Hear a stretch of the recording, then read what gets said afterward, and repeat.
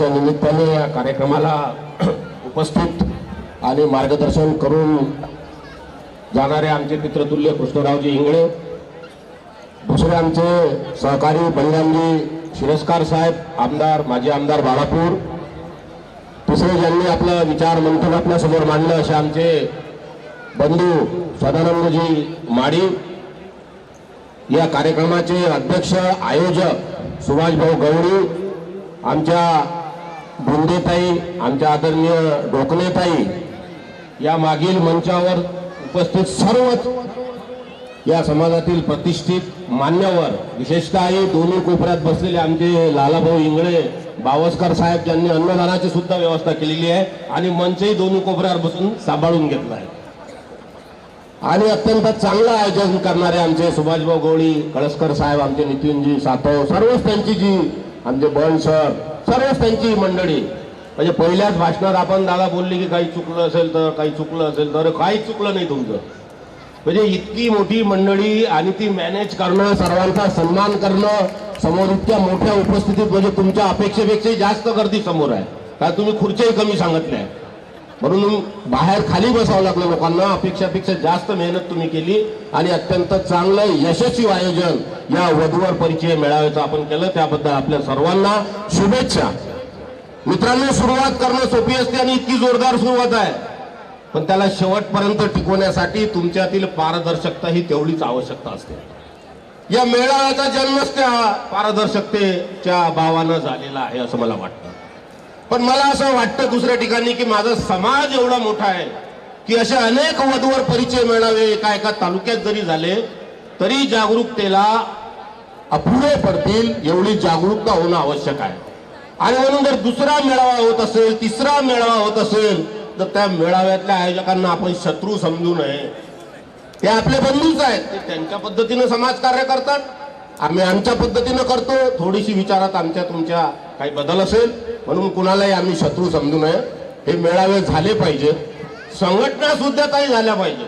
मग ते माळी योग संघटना असो, सावता माळी असो, माळी महासंघ असो, 2-4, कारण एवढा मोठा समाज आहे. कृष्णराव काकानं सांगितलं 1.25 कोटी नाही, 2-2.5 कोटी समाज आहे. म्हणजे या समाजापर्यंत अजूनही या सामाजिक संघटना, हे सामाजिक कार्यकर्ते, राजकीय कार्यकर्ते पोहोचले नाहीत. संपूर्ण महाराष्ट्रात कुठेतरी भुजबळ साहेबांसारखा एक नेता आहे जो सर्वांना एक पालकत्व करतोय आणि पहिल्यांदा करतोय 70 वर्षाच्या इतिहासात महाराष्ट्रात एवढा मोठा समाज असताना. आणि म्हणून माझी विनंती आहे की आपल्याकडे ज्या ज्या संघटना येतील, जे वधूवर परिचयवाले येतील, त्या सर्वांना आपण स्वागत करावं, सहकार्य करावं, ही या ठिकाणी आपल्या सर्व वधूवर पालकांना विनंती करतो. आपण महात्मा ज्योतिबा फुले यांचे वारस आहोत. आमच्या माळी सरांनी सांगितलं, शेडगे साहेबांनी पिक्चर काढला सत्यशोधक, त्यांनी सांगितलं महात्मा फुलेंनी सर्व समाजासाठी काम केलेलं आहे. महात्मा फुले काही एका समाजाचे नाही, पण आम्हाला अभिमान आहे की आम्ही महात्मा फुलेंचे वारस म्हणून जन्माला आलेलो आहोत. आणि म्हणून महात्मा ज्योतिबा फुले यांचे वारस असणारे आम्ही, आमची जास्त जबाबदारी होते इतरांपेक्षा. महात्मा ज्योतिबा फुले यांचे विचार समाजात रुजवण्याची जास्त जबाबदारी आमची होते, तरुणांची होते, तरुणींची होते. संत सावतामाळी आमचं अध्यात्म आणि जीवन जगण्याची शैली, महात्मा ज्योतिबा फुले यांचं मार्गदर्शन, या दोन्ही गोष्टीवर आमच्या समाजाने प्रगती साधली आहे. चांगल्या स्थितीत आहोत आम्ही. तुम्ही सांगितलं, तुम्ही दुःख आणखीन व्यक्त केलं की अजूनही बऱ्याच गोष्टी बाकी आहेत.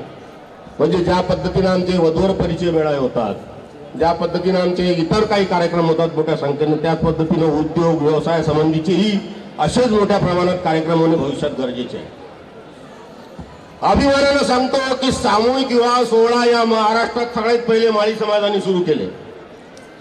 अभिमानानं सांगतो की वधूवर परिचय मेळावा या महाराष्ट्रात सर्वप्रथम माळी समाजाने सुरू केले आणि नंतर मग इतर समाजांनी ते आत्मसात केले आणि मग आता इतरही समाजात ते वधूवर परिचय मेळावे होतात. प्रत्येक गोष्ट आम्ही सातत्यानं महात्मा ज्योतिबा फुले यांचे वारस असल्यामुळे शिक्षणातही आम्ही अग्रेसर आहोत. आमच्या मुली शिकतायत, आमचे मुलंही शिकतायत. माझ्या पिढीमध्ये तर जास्तीत जास्त मास्तर झाले असं मला वाटतं, जास्तीत जास्त मास्तर झाले. आणि माझ्या मुलांच्या म्हणजे या तरुणांच्या पिढीत जास्तीत जास्त डॉक्टर व्हायच्या सगळे नादी लागलेले आहेत. आम्ही पाहतोय नोंदी 15-20 CMD डॉक्टरच्या नोंदी येत आहेत. एक चांगली प्रगती आहे. पण याच धर्तीवर माझ्या तरुण युवकांना मी सांगू इच्छितो की आपण उद्योग धंदे व्यवसाय याकडे लक्ष केंद्रित करावं.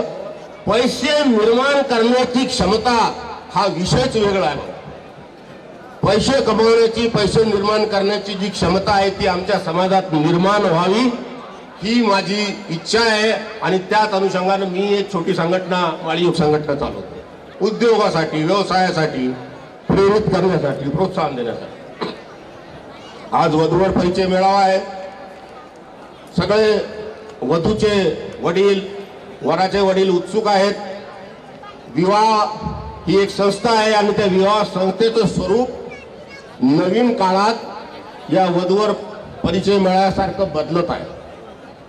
सुरुवातीच्या काळात आम्ही पूर्ण गावोगाव फिरायचो, मुलं पाहायचो, मुली पाहायचो, त्यातून मध्यस्थीच्या मध्यस्थीच्या माध्यमातून लग्न ठरायचे.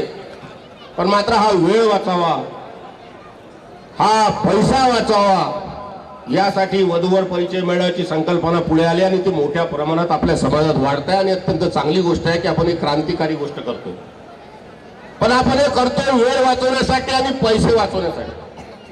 आणि म्हणून उद्या या ठिकाणी जे काही लग्न ठरत असते त्या लग्नात सुद्धा आपला वेळ आणि पैसा वाचवावा याचा प्रयत्न आपण केला पाहिजे. टीव्ही सिरियल पाहू आता 4-4, 5-5 दिवसाचे लग्न व्हायला लागले. वधू पित्याला कठीण होऊन जाते. हे सगळं 3-3, 4-4 दिवस सांभाळताना आर्थिकदृष्ट्या कठीण होऊन जाते. टीव्ही सिरियलचा इतका प्रभाव सुरू झाला आहे की आमचे लग्नच फक्त व्हिडिओ शूटिंगसाठी होतात की काय असं झालेलं. पण विवाह हा संस्कार आहे, तो काही व्हिडिओ शूटिंगचा पार्ट नाही. हे माझ्या वधू